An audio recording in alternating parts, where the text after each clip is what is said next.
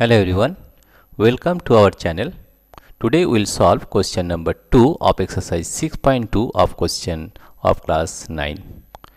Dear friends, आज हम करेंगे क्लास 9 का एक्सरसाइज 6.2 का क्वेश्चन नंबर 2. क्वेश्चन नंबर 2 में दिया गया है in figure 6.29 if AB is parallel to CD and CD is parallel to EF and Y is to Z is equal to 3 is to 7 find X. आपको x का value निकालना है. क्या दिया हुआ है? y is to z का value दिया हुआ 3 is to 7 और AB is parallel to CD and CD is parallel to EF. ये हमें दिया हुआ है. ठीक है, तो हम इसे कैसे सॉल्व करते हैं अब देखिए. इस तरह से आपको सॉल्व करना है. ठीक है, तो देखिए इस तरह से हम इसे सॉल्व करते हैं. Right, this is solution.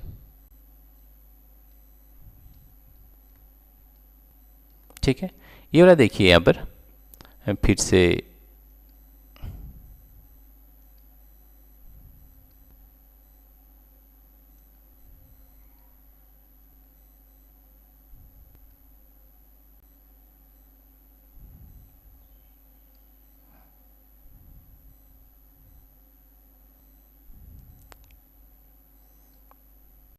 ये वाला लेंगे. देखिए यहाँ पर, देखिए यहाँ पर z है. राइट, ये मान लेते हैं ये एंगल 1. तो आप देख सकते हैं एंगल 1 और एंगल z, ये जो z है ये एक लीनियर पेयर है क्योंकि ये स्ट्रेट लाइन है. राइट, ये है एक स्ट्रेट लाइन और जो जो दो एंगल है एंगल 1 एंड एंगल z, ये दोनों लीनियर पेयर है. और हम जानते हैं कि लीनियर पेयर में 180 डिग्री सम होता है 180 degree. That means angle 1 plus angle z is equal to 180 degree. ये हम लिख सकते हैं. राइट, तो हम यहाँ पर लिखते हैं एंगल 1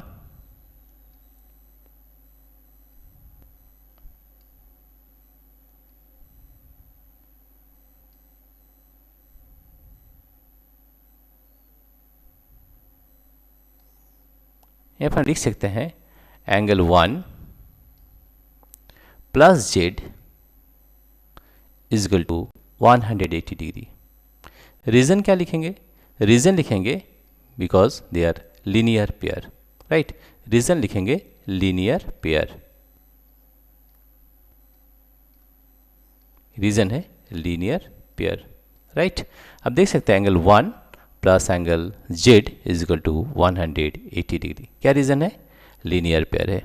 राइट, अभी हम देखेंगे एंगल 1 और एंगल y. अभी हम देख सकते हैं कि ABCD is parallel to EF. ये दिया हुआ है CD is parallel to EF. CD is parallel to EF. ये हमारा दिया हुआ है CD is parallel to EF. Right, तो हम बोल सकते हैं and this is the transversal. ये ट्रांसवर्सल अगर होगा तो हम बोल सकते हैं y is equal to angle 1. Right, that is y is equal to angle 1. ये क्यों होगा? y is equal to angle 1 इसलिए होगा क्योंकि हम जानते हैं कि अगर दो पैरेलल लाइंस होता है और ये एक ट्रांसवर्सल होता है, राइट, तो उसका कॉरस्पॉन्डिंग एंगल जो होता है ये वाला कॉरस्पॉन्डिंग एंगल ये इक्वल होता है. यहाँ पर देखिए ये y है और ये है एंगल 1, तो कॉरस्पॉन्डिंग एंगल्स इक्वल होता है. y is equal to angle 1 हम किस लिए लिख सकते हैं? The reason is they are corresponding angles. Reason is corresponding angles. ये कॉरस्पॉन्डिंग एंगल है. ठीक है, कॉरस्पॉन्डिंग एंगल इक्वल होता है अगर लाइंस पैरेलल होता है, कॉरस्पॉन्डिंग एंगल्स. ठीक है, तो हमें क्या पता चला कि angle y plus angle z 180 degree. Right, और CD is parallel to EF. तो हम बोल सकते हैं कि angle y is equal to angle y. क्यों? Because they are corresponding angles. तो एंगल 1 का जगह में हम y लिख सकते हैं. राइट, तो हम ये लिख सकते हैं y plus z is equal to 180 degree. ये हम लिख सकते हैं. Right, y plus z equal to 180 degree. अभी हमें देखिए यहाँ पर दिया हुआ y इज टू z, ये हमारा दिया हुआ है y is to z. y is to z is equal to 3 is to 7.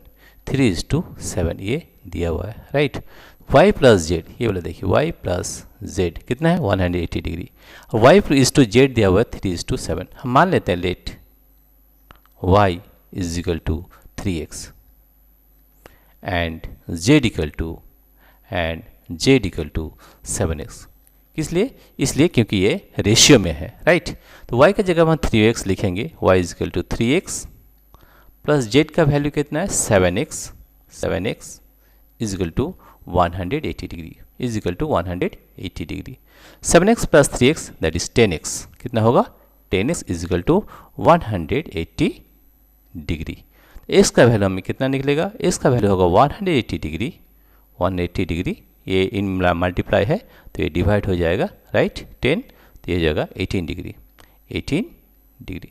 x का वैल्यू हमारा निकल गया 18 डिग्री। तो y कितना होगा फिर, y होगा 3x है तो 3 इंटू 18 डिग्री, तो ये वैल्यू आएगा, कितना आएगा यहाँ पर मल्टीप्लाई करके दिखाते हैं। 18 को 3 से, 3 8 24, 3 3 4 5 54 डिग्री। तो y का वैल्यू आ गया 54 डिग्री, राइट। और z का वैल्यू होगा 7x, z का वैल्यू होगा 7x that is equal to 7 into x that is 18 degree, 18 degree. तो 18 को हम 7 से मल्टीप्लाई करके यहाँ दिखाते हैं। 18 को मल्टीप्लाई करेंगे 7 से, 7 जी 56, 5 यहाँ पर 6, 7 7 5 12, 126 degree is equal to 126 degree. तो हमें दो वैल्यू निकल गया, y का वैल्यू और z का वैल्यू। तो यहाँ पर हम लिख देते हैं y का वैल्यू कितना है, यहाँ पर y का वैल्यू है यहाँ पर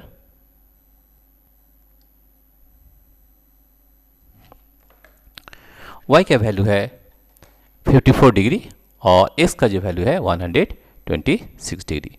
यहाँ पर हम इसे लिखते हैं, y का वैल्यू हमारा लिखना है कितना निकला है, y का वैल्यू है 54 डिग्री। ये y का जो वैल्यू है ये है 54 डिग्री, 54 डिग्री, राइट। और जो z का वैल्यू है वह है 126 डिग्री, 126 डिग्री, ठीक है। तो देखिए यहाँ पर x का वैल्यू निकला है और y z दोनों वैल्यू निकल गया है, ठीक है। अभी हम निकालेंगे x का वैल्यू, हम कैसे निकालेंगे, this is the question. x का वैल्यू हम देख सकते हैं, ये जो लाइन है AB is parallel to CD, ठीक है, AB is parallel to CD। और x और y जो है अगर हम इसे ट्रांसवर्सल मानते हैं, अगर दिस इज ए ट्रांसवर्सल, तो ये वाला दोनों एंगल क्या है, क्या है, interior angles on the same side of the transversal, interior angles on the cells. और हम जानते हैं कि interior angles of the same side of the transversal are supplementary. Supplementary मतलब क्या होता है कि ये दोनों का सम कितना होता है 180 डिग्री, राइट। तो यहाँ पर लिखेंगे सिंस, यहाँ पर लिखेंगे since AB is parallel to CD, right. हमें यहाँ पर लिखते हैं सिंस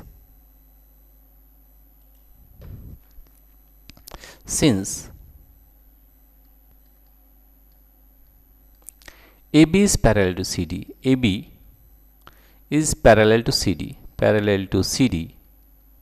अब देख सकते हैं ये वाला लाइन है, यह ट्रांसवर्सल है, therefore you can say that x plus y is equal to 180 degree, x plus y is equal to 180 degree. ये रीज़न क्या है, रीज़न है कि the sum of interior angles, the sum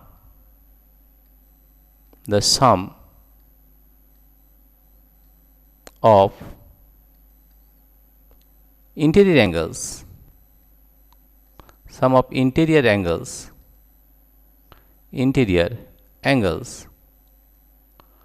on the same side of the transversal, on the same side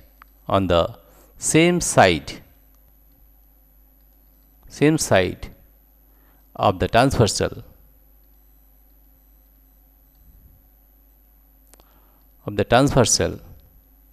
is 180 degree.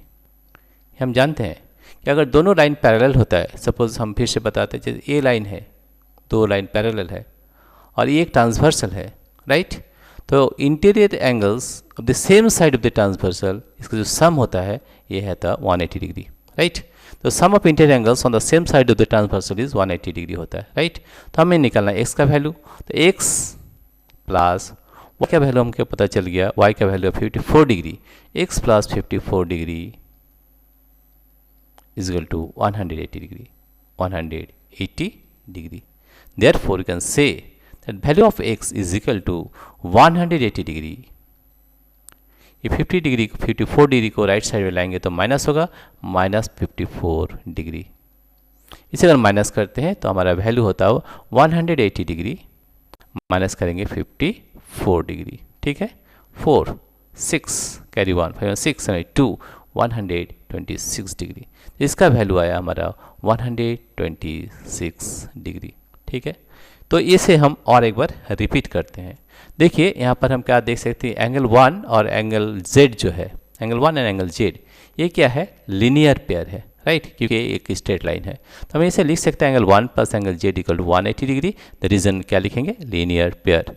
और CD is parallel to EF, CD और EF parallel है, तो हम बोल सकते हैं कि CD is parallel to angle Y equal to angle 1। ये जो Y है, Y का value y is equal to क्या होगा, एंगल 1 होगा, क्योंकि they are corresponding angles, right. तो यहाँ पर लिखते हैं y plus z is equal to y plus